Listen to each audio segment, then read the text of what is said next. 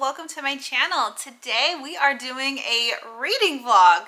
I've never done one of these here on my homeschool channel, but I am reading a homeschool book that I think all homeschool parents should read. It is something that I practice in my homeschool and I am very passionate about, and I always talk about building independence in your homeschool, and now there's a book about it because I know it's hard to understand and to know where to start. Like, how do I have my kid become more independent?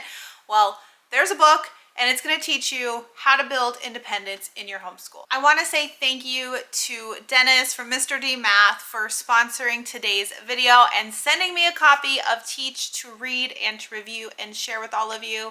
I'm going to make this video really interactive because you're going to be reading this book with me. So I haven't read it yet, so we're going to read it together, and so you're going to see my honest thoughts throughout reading it, my feedback, and I honestly can't wait. I read books all the time, and so I'm really excited to kind of branch into reading homeschooling books and sharing them with you guys. This book is available on Amazon, and there is the, I want to say, ebook, physical book, and audiobook. So I will be actually listening to this via audio along with reading because that's just how my brain works. I get super distracted, and so the audio helps me stay focused, but everything will be linked down below. I'm also going to be writing a full blog review post on this book also that will kind of just break it down. You guys are seeing like my raw first reaction to reading this. The blog is going to be a little bit more organized. So if you want to see it a little bit more organized, check out the link to my blog down below. So I'm going to read you the back of the book. We are living in the information age. What people miss, though, is that it's not the information that is valuable. What we as parents and teachers need to focus on is discovering. Teach shows you how to help your students become independently responsible learners. Once our students know how they can be independently responsible in how they learn, the whole world is available to them. Literally, they become self-directed. They become inspired. They discover what is most important to them. Each chapter will surprise you. You will be taught concepts where the student becomes the teacher, different approaches to grading work, how to best present yourself, learning to think independently, and how to relate your schoolwork to doing what you love to do. Parents and teachers will discover how to empower, encourage, and acknowledge their students' education as the pathway to develop being independently responsible learners. Students will discover that they can be responsible for their education and see that embodying knowledge is where the real power lies. After reading this book, you will discover understanding, learning, and knowing in a whole new way. You will realize that by understanding how to learn, you really can create, do, or become anything you want while discovering who you are. This book turns the word teach and creates a whole new paradigm. So I'm super excited for this. It's not a big book, so I could probably finish this in a day or two by listening to it. But I think things like this really, for me, someone who really kind of relies on my kids to be independent and like responsible with their education, because I am a working homeschooling mom, and so I can't oversee everything, and I have multiple kids, and without even being a working homeschool mom, all moms are just busy. And so if we can really put some of that responsibility on our kids, not only is that helping now in our homeschooling, but what it's going to do for them in their future. Taking the negative mindset of, oh, I hate school, school's so boring, I hate learning, and figuring out how to switch that mindset to where they love learning and they are, learning on their own without you having to tell them. I'm really excited to read this book. So this video is going to be over however many days it takes me to read this. I'm going to read a little bit, I'll check in, give you my thoughts, and at the end of the video, we're going to rate this book. We're going to talk about it. I'm excited. So it's a few days later, my first reading update for this. I just made it to chapter 3. I'm already in love. Number 1, I love when the author is the one who narrates the book because I'm listening to the audiobook, because I just feel like you're like literally having a conversation with this person. Like, these are their words, and like you just can feel it so much more. So already, I just love that. In the first 2 chapters, the author is explaining his experience teaching in public school and tutoring, and I was just like, oh my gosh, like I just connected really well with some of what he was talking about, where he was sent to a school where the kids are pretty much like on track to drop out. They're just not in good situations, they're not doing well, and he's like, cool, like let me teach these kids. And so like what he tried to do just didn't work, and I just feel that so much coming from like when I was in high school and middle school. Like school was not my priority. I had a job, I had other things going on, I had a lot of like chaos in my life, and so I remember like sitting in like geometry math class. Like I physically remember sitting in these classes but like not learning a thing because my priorities were not there. I didn't have time, or I didn't prioritize learning because I prioritized other things. I needed a job, I needed other things. So I just feel like really connected to this already. So yeah, so anyway, so I just started chapter 3, and it's talking about like us as teachers, homeschooling parents, of us teaching others. And you know, when you teach someone something, you become an expert in that. And just like that, like that's what I do for my main job. I train a lot of people, and I'm so well knowledgeable and versed because I continually train people. So I become an expert in what I'm teaching them to do. And so I just already love this book, and I just had to give you an update. So I'm going to be finishing this in the next day or two because 1, I don't want to put it down, and 2, it's not a big book at all. So even if you're not like a reader, this is not a challenging book to read. Like I said, I could finish this book tonight, but I do want to go back through and like highlight and call out some stuff because I'm writing a blog post too. So, but I don't know. Like I said, I'm only on chapter 3, but this is probably like one of the only books for homeschooling parents that I would ever recommend. I never recommend like nonfiction, like how to homeschool. Like I just don't. But like this book. All right, I'm gonna keep reading. I'll do another update tomorrow for you guys. And we're back because I read 3 more chapters, but I did stop. So I just stopped at chapter 6. I read chapters 3, 4, and 5. I want to stop at 6 because it gets into some other stuff that I really want to read, but I also want to let the information I'm reading like sit. I don't want to just like blow through it. So I talked about like the first 2 chapters of the introduction, and then he goes into like building independent, responsible learners, which you know I'm all about. My daughters are super responsible and independent, and so I wholeheartedly believe in this, and I really like the things he is saying. So one of them is about having your students check their own work.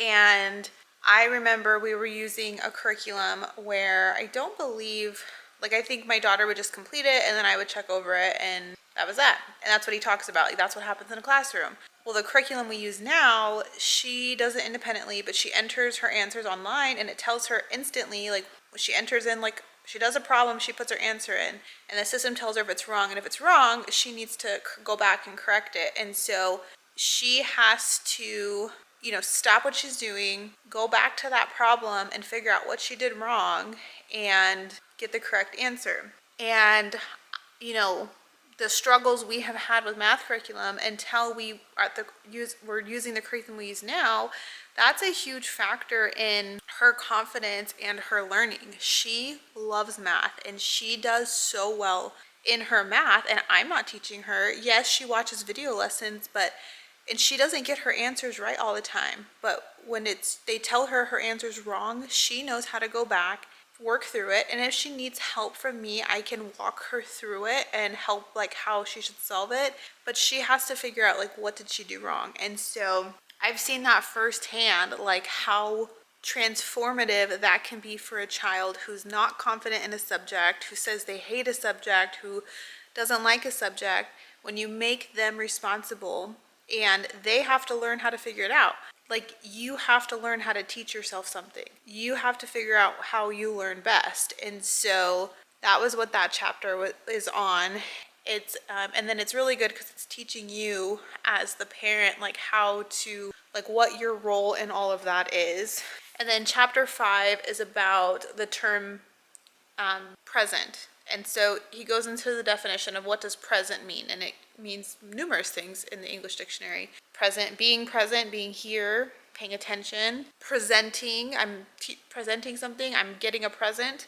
And so he goes through all of those, and he talks about how a child can present information to you, and when you're teaching or presenting, you're fully, invested and involved, you're paying attention, versus when you're listening to somebody present, you're not always there, right? And this, he even compares it to like adults. Like, I work, in corporate, I work in meetings all day, and yeah, when I'm the one giving a presentation or leading a meeting, I'm much more invested in that meeting and the information that's being told than when I'm not. So those are the first 5 chapters of kind of what's in this book. And so I'm about to get into chapter 6, which is about testing. So it's starting to talk about like testing, and I don't know what way he's going to feel about it. I feel like testing in the homeschool community has like a negative thing. I test my kids, and just like that, like in our math curriculum, my daughter takes tests, and I've seen the positivity from it. She likes knowing that she's doing it right. I have nothing to do with that. She has practiced, she has learned this information, and then she takes tests, and when she gets those high scores, she really that just pumps her up even more, and to where she really enjoys what she's learning. So I'm interested, I think, to understand his point of view in being responsible and taking tests. So yeah, I'm gonna stop because again, I just want to let this sit. I'm loving it. I'm loving this idea because this is who I am. So like I was talking about, like how I struggled really bad in like middle school and high school because I just had other things going on. I actually graduated myself. I always make a joke that I homeschooled myself to graduate high school because I researched and found this program that would allow me to get high school credits while I was working. So I only had to spend like an hour a day at school, and I graduated high school at 16 doing that, and because I could do it and I was in control of it. And so I don't really share that a lot, but I either had to pass, like you were going to barely pass high school maybe, but I wouldn't have graduated until I was 18, and God knows what would have happened if I would have still been in high school for 2 more years. I would have dropped out. Many other things could have happened too. Or I took my education into my own hands. I graduated when I was 16. I did start college that summer too.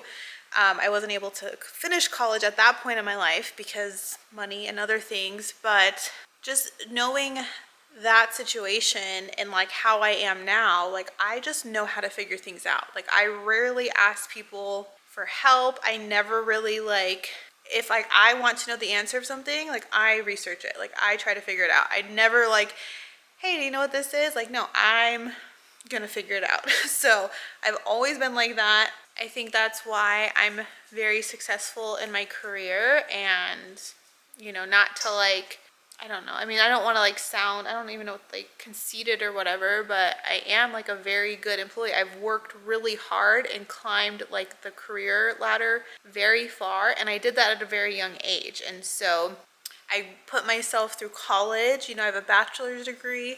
I got my bachelor's degree when I had 3 kids, a baby. Nico was a baby. I was working full time, 3 kids, and I got my bachelor's degree. So I don't, obviously my kids' lives are much different than mine are, and so I don't want them necessarily to have the same struggles I had and have to make the choices I had. I wish I could have just went to college right out of high school. It was not easy doing that later on in life as an adult with kids. But I also want them to be able to figure out things on their own.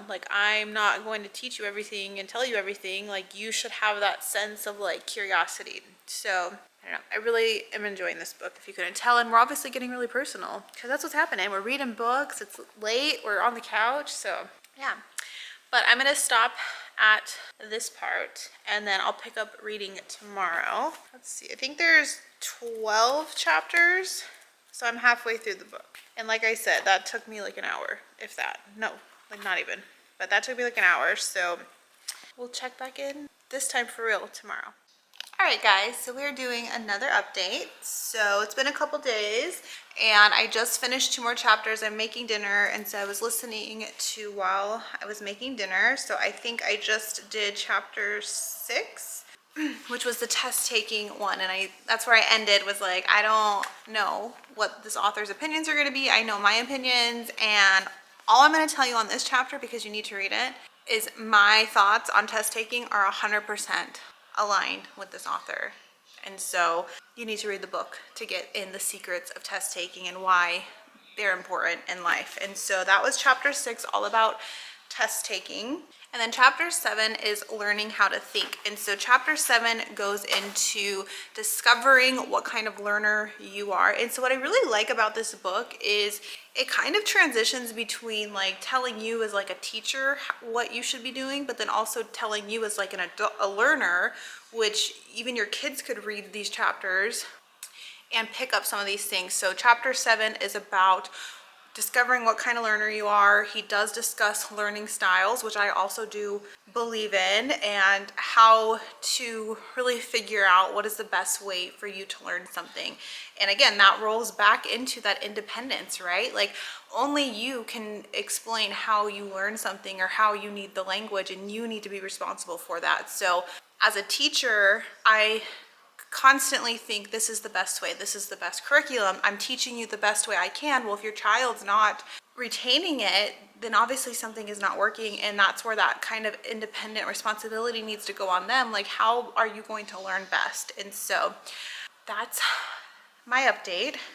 So I'm about to be on chapter 8, and there's only, I think, like a couple more chapters after that. So I'm definitely going to finish tonight. So I'm going to put my headphones on, continue listening, and then I'll update you guys probably once I finish and give you my final thoughts on this book. All right, so I just finished the technical last chapter. There is one more bonus chapter that I'm going to listen to and read, but you're going to have to get the book to hear about that one. So the last few chapters go into really understanding like doing what you love. And so I know a lot of homeschooling parents really want their kids to like end up in a career or a life of something they love. But what I really like in this book is it's like, it's not always what you think it is. So I can relate to like my personal, and that's what I've been doing in this whole review. Like I'm reading this book, I'm comparing it to like my personal experience. And so I originally went to school to be a teacher.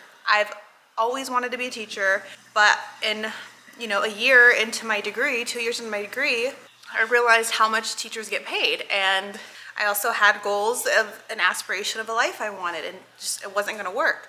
And so I stopped going to school to be a teacher, and I ended up in the banking industry, which I would have never ever planned to be in there.